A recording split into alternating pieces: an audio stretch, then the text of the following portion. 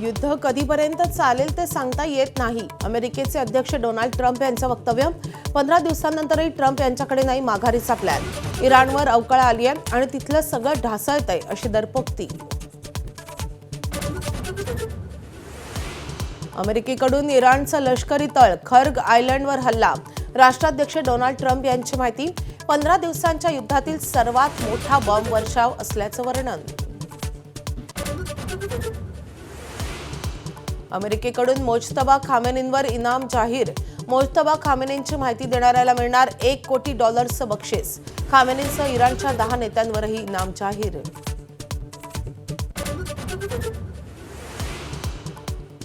Iran युद्धामुळे चीनच्या लोकांमध्येही घबराट. पेट्रोल पंपाबाहेर लागल्या वाहनांच्या रांगा. चीन सरकारनं तेलाच्या किमती वाढवल्यामुळे रांगा लांबल्या. नागपूर विभागात सिलेंडरचा काळा बाजार उघड.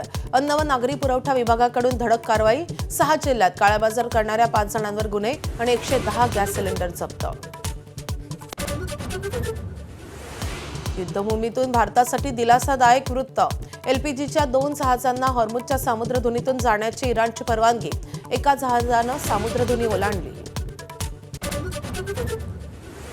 नाशिक विभागात बनावट शालार्थ आयडीचा मोठा घोटाळा उघड. शासनाशी 150 कोटीहून अधिक रकमेची फसवणूक.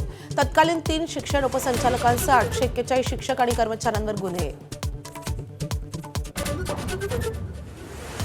फास्टॅगचा पास 75 रुपयांनी महागणार.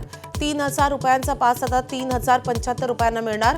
1 एप्रिलपासून लागू होणार नवी दरवाढ. देशभरातल्या 200 टोल नाक्यांसाठी लागतो फास्टॅगचा पास.